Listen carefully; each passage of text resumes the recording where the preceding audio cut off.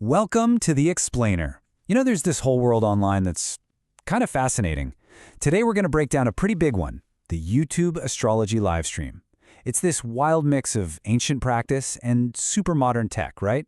We're going to look at how it all works, what people are really searching for, and yeah, how it all makes money. Okay, so let's just jump right into it with an example. A stream might kick off with a question that is just so specific, right? This is a classic move. It's something called cold reading. It's basically a very educated guess about someone. But if it hits, bam, instant credibility. The astrologer even said himself that when one person confirms something like this, everyone else watching starts to think, whoa, okay, this guy knows what he's talking about. All right, so here's how we're going to tackle this.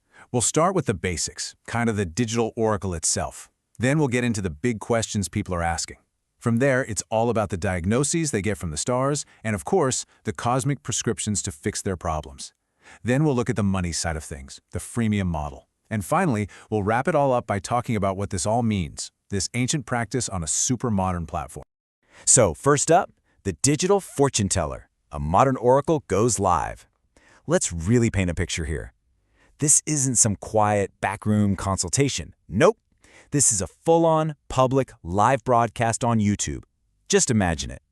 People are dropping their birth details and their deepest, most personal questions right into a live chat for the whole world to see. Okay, on to our next section, life's big questions. We're looking at the universal anxieties that are really on display here. So what are people actually asking about? Well, that live chat, it basically becomes this incredible real-time window into what we're all worried about. And you start to see these patterns emerge. The questions really fall into three big buckets. So the first big one, and this probably won't surprise you, is all about career and money. People are looking for some kind of sign, a clear path. They're asking for the universe to tell them, hey, should I go for that safe, stable government job, or should I risk it all and start my own business? It's really all about finding a little bit of security when everything feels so uncertain.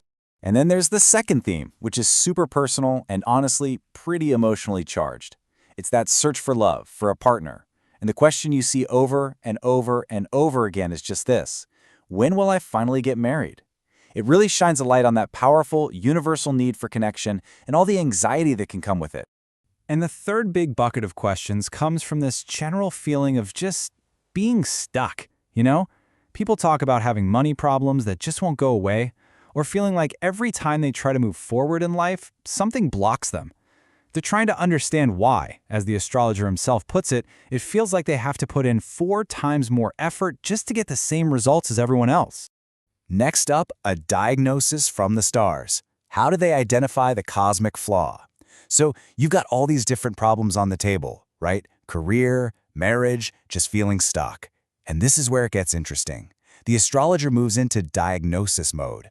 And what's wild is that the explanation for almost everything comes down to one single, really powerful idea. And that big idea is something called a dosh. So in Vedic astrology, a dosh is basically a flaw, an affliction. It's an unfavorable alignment of planets in your horoscope. And it gets presented as the root cause for pretty much anything that's going wrong in your life, whether it's trouble at work or problems with your relationship. In this one simple phrase, it becomes the go-to diagnosis for everything. Seriously, throughout the whole live stream, you hear it again and again. Caller after caller gets told some version of, there is a flaw in your horoscope. It's this one-size-fits-all explanation that takes all these messy, complicated life problems and boils them down to a single, easy-to-name cosmic issue. So here's the really clever part. This is how the diagnosis feels so personal, yet applies to everyone. The astrologer connects this dosh to things we all experience, right? Stuff like having trouble sleeping, getting stuck in negative thoughts, feeling anxious, having bad dreams.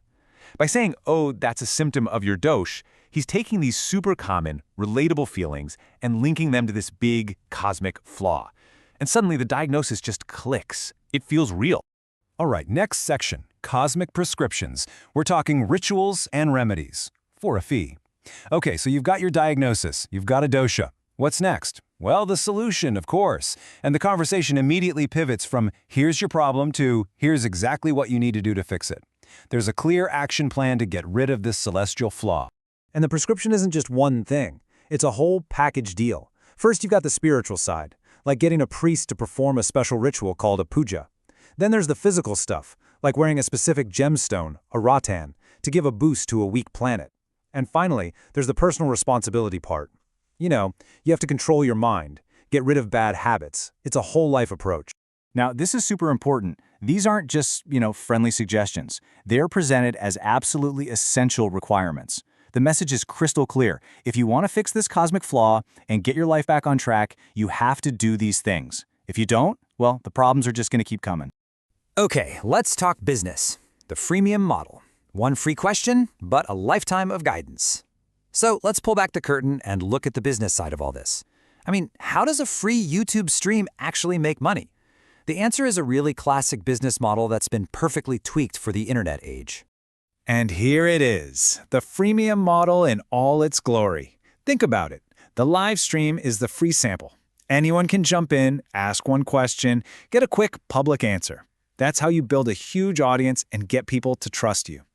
Then, that free service acts like a giant funnel, guiding all the people who want a deeper dive, more detailed remedies, and some privacy right into the paid service. And he's totally upfront about the cost, which is interesting. He'll say it right on the stream. A full, in-depth consultation for a first-timer is 500 rupees. And of course, the prices go up from there for ongoing clients. It's a clear path from a one-time viewer to a long-term customer. And get this, even the reason for charging money is explained through astrology. The astrologer actually says that giving away too much free advice weakens his own Jupiter, which is the planet of wealth. So if he gives away too much for free, he won't be able to earn a living. So yeah, the business model itself is apparently written in the stars. Okay, let's bring it all home. Our conclusion: ancient practice, modern platform. So let's wrap this all up. What if we actually learned from digging into one of these YouTube astrology live streams? What's the big picture here? Well, what we're really saying is this incredible mix of a few really powerful things. You've got these ancient practices that now have a massive global stage on platforms like YouTube. These streams are tapping directly into our most universal worries about our jobs, our love lives, our money. They use a really simple playbook, Find the Dosh, to explain super complex problems, and then they wrap it all up in a classic freemium model to turn viewers into customers. It's a perfect storm. And that kind of leaves us with one last big question to chew on. In this age of big data, of AI, of algorithms that know what we want before we do, why are so many of us still looking to the stars for answers? The popularity of these streams really says something about our need for meaning, for some kind of certainty. But what do you think? In a world of so much information, why do we still seek out the cosmos for guidance?